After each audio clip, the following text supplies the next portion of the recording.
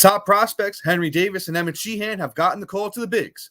Are they must-add candidates, though? Join us today where we provide you with the best must-add players heading into Week 12 on this action-packed episode of Locked On Fantasy Baseball. You are Locked On Fantasy Baseball, your daily fantasy baseball podcast. Part of the Locked On Podcast Network, your team every day.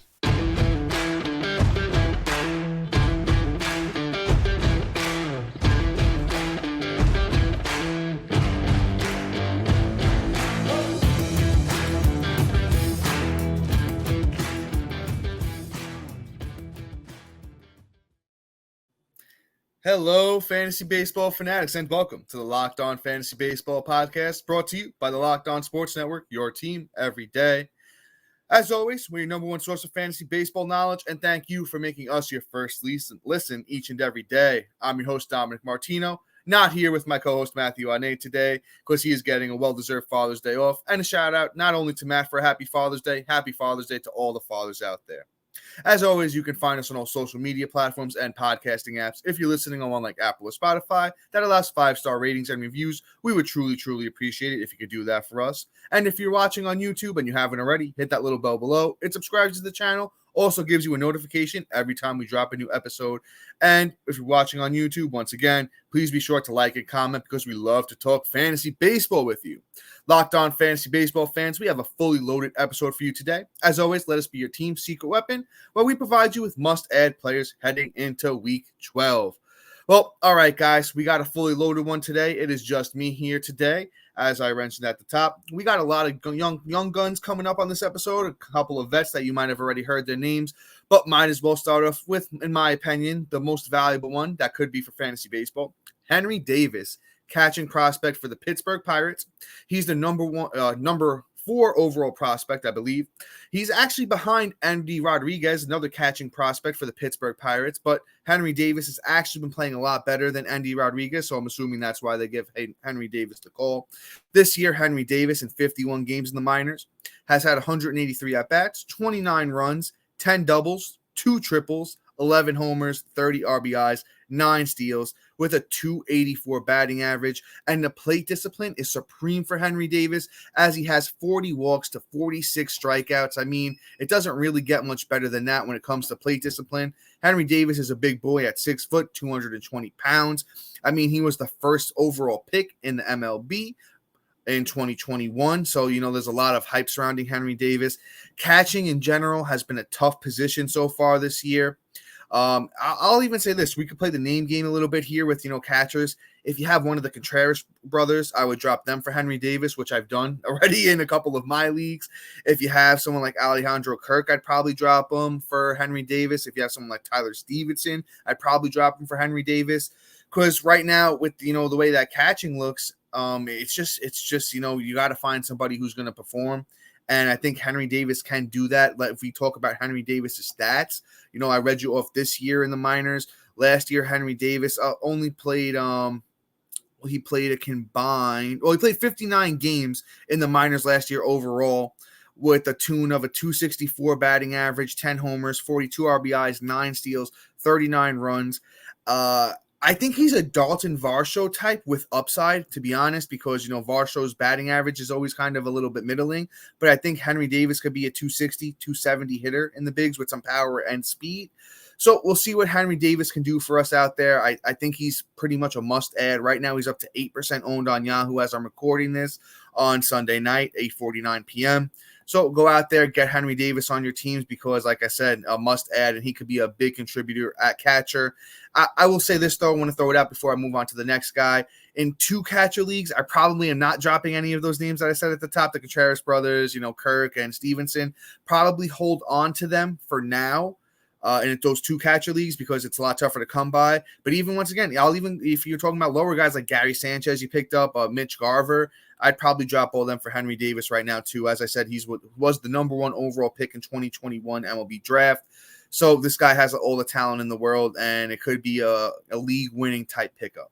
But let's move on to our next guy. I think that's enough time on Henry Davis. I'm just, full of energy today, here by myself. But let's move on to our next guy. As I said, it's Leury Tavares. if you've been playing fantasy baseball a while, you might have heard the name, or if you're, just a baseball fan in general. Tavares, this is his 4th year in the bigs, and it looks like he's finally making a little bit of noise. Last year, he, was all right as well. Last year, he had that 261 batting average in 99 games, 314 at-bats, 39 runs, 14 doubles, 2 triples, 5 homers, 34 RBIs, 11 steals. And this year, he's producing a little bit better in that Texas lineup. We all know that Texas lineup is deadly out there. With Corey Seager back rolling, Simeon, Garver, as I mentioned. A lot of other guys in that lineup that are, doing very well. Josh Young. How could I forget about Josh Young?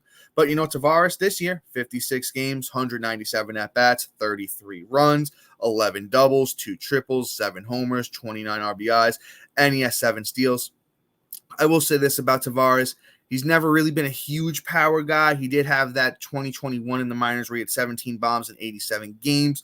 He's a little bit more well-known for his speed. Has had a lot of big steal seasons down in the minors, that 32 steal season in 2019. But Tavares right now, I don't know if that long-term value is going to be there for him. But you know what? As we always say here, and as I mentioned, I've taken this term from the former ESPN great Tristan Cockcroft. He's still great, by the way. Their podcast just unfortunately isn't around anymore. It was one of my favorite to listen to over the years. But once again, back to Leury Tavares. Juice the orange was the term I was looking for there. Juice the orange. I forgot to throw that out there. I'm a little rocking and rolling today, guys. So Juice the orange here with Leury. He's really hitting 9th in that lineup. He's probably going to, have a lot of runs. As I said, the power's not really huge, even though he's kind of been on a little bit of a power tear over the last 2 weeks.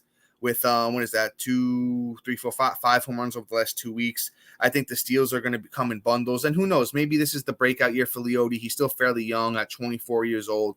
I definitely think he's worth a shot. Add him to your rosters if you need an outfielder with a little bit of pop, a little bit of speed, but in a great lineup. But I do have another outfielder for you. If you didn't get the 34% owned Leury Tavares, this guy actually might be a little bit more owned. It's Taylor Ward. We've talked about Taylor Ward a bunch on this podcast. I know it's one of Matt's guys. He was dropped in a few leagues like he was last year. Ward was dealing with the injuries last year, a little bit of an up and down season. He was going back and forth. But you know what? He finished the year on a tear, and this year he's getting right back to it. He's 65% owned, so it's a little bit maybe more in those shallower leagues and stuff like that. But I think Taylor Ward should be up to closer to 90% owned at this point, because we all know what he's capable. He's been hitting leadoff there for the Angels for a recent stretch, and he's getting hot again. So you need to have him in your lineup. Over the past week, Taylor Ward, 9 runs, 2 homers, 3 RBIs, 1 steal, 348 batting average. Not really too much to say about Taylor Ward. If you don't know about him, as I said, last year, hot and cold, but he finished the year strong, started the year strong, had that little bit of a shaky stretch in the middle. I know I added him in a couple of my leagues where he was still out there. I think you should do the same. But let's move on to somebody that's, young prospect. Talked about him a lot. If you watched that Rockies crossover episode, you kind of know how we feel about him already. And that's Ezekiel Tovar. Ezekiel Tovar, shortstop, number 1 prospect coming into the year for Colorado Rockies. He's been on a tear lately. He's been really, really hot over the past 2 weeks. 5 runs, 2 homers, 7 RBIs, no steals, 283 batting average for Tovar. I will point this out. His wife just, is giving birth to their child. So congratulations to Tovar and his wife on the birth of their child. But right now, I still think you need to go out and get Tovar while he's getting hot. There's a reason that he was the number 1 prospect, coming into the year for the Colorado Rockies. And I'm going to read you off some of those minor league stats so you can kind of get an idea of what Tovar can bring. Tovar's still only 21 years old, by the way, guys. So this guy, he has a lot of upside. Last year in 71 games between AA and AAA, Tovar played 71 games, 285 at-bats, 42 runs, 15 doubles, 3 triples, 14 homers, 49 RBIs, 17 steals, and a 319 batting average, 27 walks to 66 strikeouts. Now, that's not a great ratio, but it's not a horrible ratio. It's pretty serviceable. It shows you that he can, take a walk when necessary, unlike some other guys in the bigs. For 20 years old in the minors at AAA, that's pretty solid numbers. I think Tovar has great upside, especially playing cores. That power is going to be good. He hasn't even really shown us off the speed yet, which is better than the power. I think he could finish the year close to 2020 with a 275 batting average. I don't think that's too, outrageous to think for Tovar if he's finally adjusted to big league pitching like the way I think he has. So go out and give Ezekiel Tovar a shot. He is currently 29% owned on Yahoo. Before we move on, though, I got a sponsor to talk about, and it's eBay Motors. For a championship team, it's all about making sure every player is a perfect fit. It's the same when it comes to your vehicle. Every part needs to fit just right. So the next time you need parts and accessories, head to eBay Motors. With eBay Guaranteed Fit, you can be sure every part you need fits right the first time around. Just add your ride to my garage and look for the green check to know the part will fit or your money back. Because just like in sports, confidence is the name of the game when you shop eBay Motors. And with over 122 million parts to choose from, you'll be back in the game in no time. After all, it's easy to bring home a win when the right parts are guaranteed. Get the right parts, the right fit, and the right prices on ebaymotors.com. Let's ride. Eligible items only. Exclusions may apply. All right, guys, and as always, we want to thank our everydayers and new listeners for making Locked On Fantasy Baseball your first listen each and every day. Be sure to be on the lookout for a new episode tomorrow when we talk about must-add players for your watch list and IL. And real quick, guys, we're almost at 2,000 subscribers on YouTube, and we couldn't have done it without you. If you enjoy our show and want to help us out, please share our podcast with a few friends who also love fantasy baseball or baseball in general. We'd be truly, truly grateful for your support. And Matt and I do have a huge upcoming announcement for all you everydayers, and even if you're a new listener, you can get in on the action as well. But you know what? When Matt gets back tomorrow or maybe the next day, we're going to announce that for you guys, so be sure to be on the lookout for that as well. But I know you guys are here for the baseball talk, so let's keep it pushing. I have one more bat for you guys. Then, as always, we got about 5 pitchers for you. So you want to lock on in. One of them is that Dodgers prospect I talked about. I have an Orioles prospect that is a lot closer than we may think, and a couple of closures for you guys as well. So if you need any of that information, make sure you lock on in for the rest of the episode. But next up, we got Brendan Donovan. Now, Brendan Donovan is a guy that I was super high on coming into the year. He was dominating in spring training and finally thought the kid turned a corner and was going to be super, super useful to all of us. But unfortunately, that didn't wind up being the case. He, started off like a house on fire and then slowed down. But guess what? Brendan Donovan is coming back to life. Now, the stats may not blow you away, but he's been pretty serviceable over the last 2 weeks. It's 5 runs, 2 RBIs, a .304 batting average. And most of that, honestly, has come over the last week with, 3 of those runs, an RBI, .333 batting average over the last week. The guy plays literally every position offensively except catcher, first, second, third, shortstop, and outfield. He's 38% owned on Yahoo. And that's not including his 3-for-5 effort today with 2 runs and an RBI. I think you got to go out there and snag Brendan Donovan. As I mentioned, the kid was killing it in spring training. They're hitting him leadoff again now, so the confidence is there, as far as his team goes. I don't think he's going to be a huge power guy, but I think the power is going to be a lot more serviceable than we think. He's got pretty good speed on the base path. He's always been an average hitter in the minors. And last year he did hit .281 over 126 games. And that's against big league pitching. We know if you can come up and you could hit big league pitching, that's a great sign.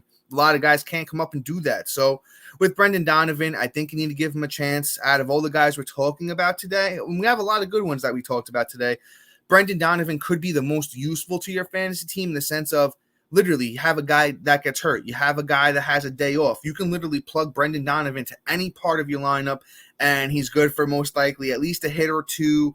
The runs are going to be good because he has Nolan Arenado, Paul Goldschmidt, and all them boys, Nolan Gorman batting behind him to drive him in.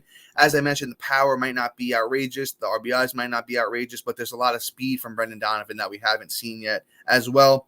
So I think Brendan Donovan kind of is honestly a must-add because I think he's really turning a corner here over the last couple of weeks.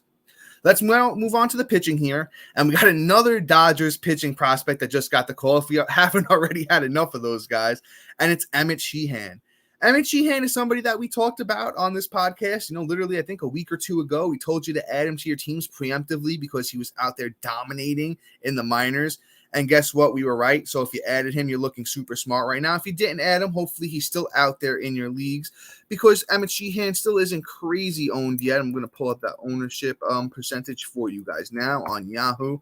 Emmet Sheehan is 27% owned on Yahoo. So he's getting up there, but there still should be leagues that he's available in. In his first start, he looked fantastic against the San Francisco Giants, which, we all know they're not one of the best teams in the league. No more Barry Bonds and boys over there, but they're still a serviceable lineup with, Tyro Estrada. I know Mechaniker's down, but Jock Peterson didn't come back. So there's at least a couple bats in that lineup that you could be nervous about. But Emmet Sheehan went 6 innings, 3 Ks, no earned runs, and a .33 whip in that game. So he really looked fantastic, as I mentioned. He's a big old baseball boy at 6'5", 220 pounds. He throws pretty hard. He's got decent breaking stuff. And let me give you his numbers here in the minors. So far this year in the minors, Sheehan, of course, 10 games. Of course, no, 10 starts, 12 games, 186 ERA, 53 innings, 88 strikeouts, 23 walks, and a .088 whip. The kid was absolutely dominant. He currently is only 23 years old. But now the thing is, you guys like Dom, we had Bobby Miller come up. Bobby Miller, absolutely looks dominant. Gavin Stone came up and he was kind of so-so. Where does Emmet Sheehan fit in? I think Sheehan is going to be somewhere in the middle. I don't think he's going to pull off the Bobby Miller and, be absolutely outrageous with that sub 1 ERA and whip. But I don't think he's Gavin Stone either, where he's going to get absolutely blown up. This kid, as I said, he's a big boy. There's a lot of dudes to learn from. Hopefully Clayton Kershaw could take him under his wing. Bobby Miller takes him under his wing. Tony Gonsolin takes him under his wing. And he learns and he figures out, okay, this is how I need to pitch in the bigs compared to how I need to pitch in the minors. He does get a big test next week, though. He gets those Houston Astros, and we know those Houston Astros, they've been hitting. So if Emmet Sheehan goes out against Houston and looks great, definitely will be a must-add, in my opinion. I think he already is a must-add, but I think it's preemptively add him now. Don't wait for that Houston Astros start, because if he dominates against Houston, that 27% is going to be 70, 80, before we know it. Let's see Bobby Miller's ownership. Let's see what Bobby Miller's up to, because that's going to say a lot to if, Emmet Sheehan goes out there and does the same thing. Bobby Miller's already up to 82% owned, so this is the time to strike on Sheehan, because you don't want to turn around next week after he dominates, go to add him, and he's already gone in a lot of leagues. So go ahead, make that add now for Emmet Sheehan, and I think you'll be feeling pretty good about it. Let's move on, though. I got another guy for you guys, a young pitching prospect, and it's actually somebody you might not expect. Grayson Rodriguez, right? Now, once again, you guys are probably like, Dom, Grayson was already up. He looked horrible. 7.35 ERA, 1.74 whip, 45 innings, 56 strikeouts. I mean, okay, I definitely understand that. But don't forget, Grayson is coming off a big injury last year, and, he kind of was thrown to the fire. He was having a bad spring training. I think he was messing around, trying to figure things out. The big righty, 6'5", 230, number one pitching prospect last year. I think there's still a lot to love about him. He got sent down to the minors, and he's been really good, especially his last 2 outings with double-digit strikeouts in both of those outings. I know he gave up a few runs in those, but hey, at least he's striking guys out, looking pretty good down there. On the whole, in the minors, since he's been sent down in AAA, Grayson Rodriguez, 2.86 ERA, 4 starts, 22 innings, 29 Ks, a 1.18 whip. He's getting there. He's working on things. He's improving. We all know Grayson's talent. I don't think, I don't think it's time to give up on him. I don't think it's time to get fatigued on him yet. I think Grayson still deserves the chance. He's still only 23 years old. I think it's a preemptive ad for him right now. The Orioles look fantastic, and I think if Grayson keeps this up over his next 1-2 starts and he looks great suppressing the runs, going deep into games, he went 6 innings in both of those last 2 starts in the minors. I think the Orioles say, hey, all right, time to get Grayson back up here and see what he can do. And if he was dropped in your leagues, I know he's available in literally almost all of my leagues right now. I think I'm going to try and add him in a few. So I think you add him now and you reap the rewards later on, because Grayson Rodriguez is going to figure this thing out and get the ship righted. If I'm choosing between him and Sheehan, I'm probably taking Sheehan for right now. But, there's not a lot of starting pitching out there on the waiver wire. So if you missed out on Sheehan and Grayson is out there, I'll take Grayson. I'm not banking on him being called up within the next week or two. But let's see where this thing goes. As I said, if those starts, continue to be dominant for Grayson Rodriguez, we all know the talent level, and he's just one of the best young pitching prospects in all of baseball. So I think you need to give, in those deeper leagues, give Grayson a shot. If he's out there in your deep 12s, your 15s, it's the time to add him. If you have NA spots in your league and, you could stash him there, I think you need to do it right now before he gets that call, because it could be more imminent than we think. As I said, I'm not expecting it, but it could happen. So, like I said, with Sheehan 2 weeks ago or last week, give him the ad now. Could be the same issue or situation here with Grayson Rodriguez. So you might want to make that move now for Grayson. Next up, is a situation that is kind of unfolding by the day, and it's been pretty interesting so far. And let's talk about Jordan Hicks, right? If you don't know who Jordan Hicks is, he's the flame-throwing reliever for the St. Louis Cardinals. And we kind of pointed you in the direction of Gallegos last week. But Gallegos looked absolutely, like doo-doo, and he got, blown up in a save opportunity. But Jordan Hicks has gotten the last 2 save opportunities now, and he's converted on both. He's looked pretty good in both of those. I think it could be Jordan Hicks now over Gallegos. Could be, a little mix and match situation here. But I think you need to grab Hicks. I think you need to grab Hicks for now. If you have Gallegos and Hicks is out there, it's looking like you might want to make that switch. 7% owned for Jordan Hicks right now. Hicks, doesn't have the history of closing that Gallegos had. But with Ryan Helsley being out for the foreseeable future, I haven't really seen any updates on Helsley yet. It's not looking good.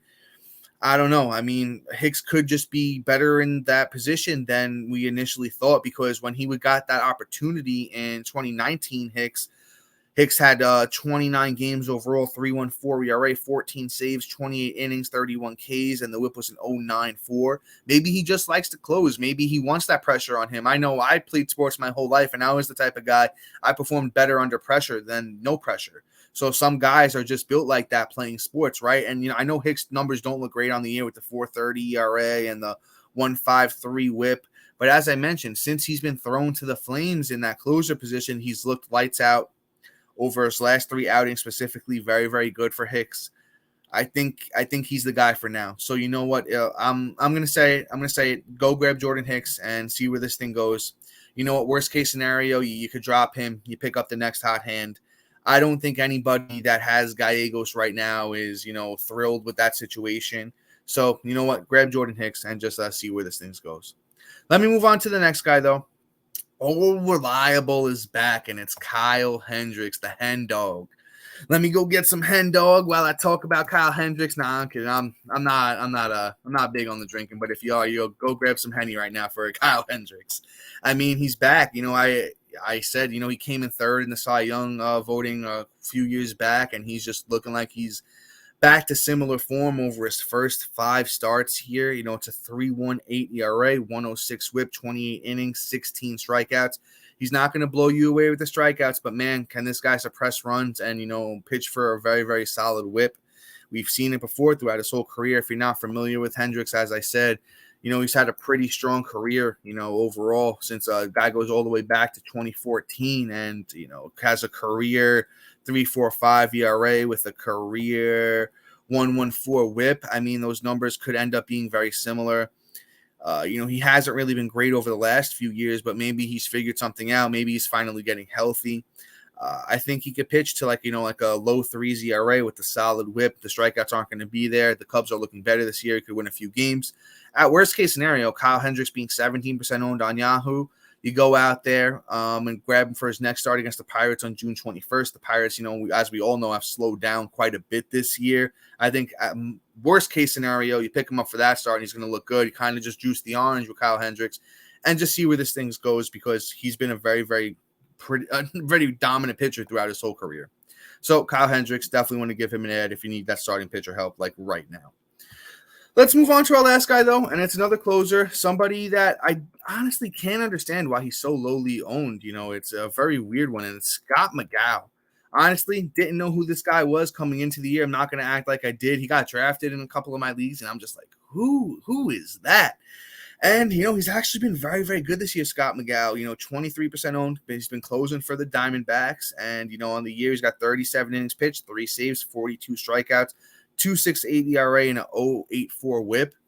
I mean, man, and honestly, not even just your deep leagues. If you need a closer that, is pitching good, has good numbers, I would give Scott McGough the chance. Like I said, I'm not super familiar with him. He's 33 years old. Last time he pitched in the bigs was 2015 as a 25-year-old for Miami. So not really too much I could say here with, about McGough, because like I said, I kind of don't want to, just talk about something somebody I'm not super familiar with. But as I mentioned, he's kind of been getting it done. He's got a save on June 17th. He's got a save on June 11th. He's looking like he's the guy over there. So you know what?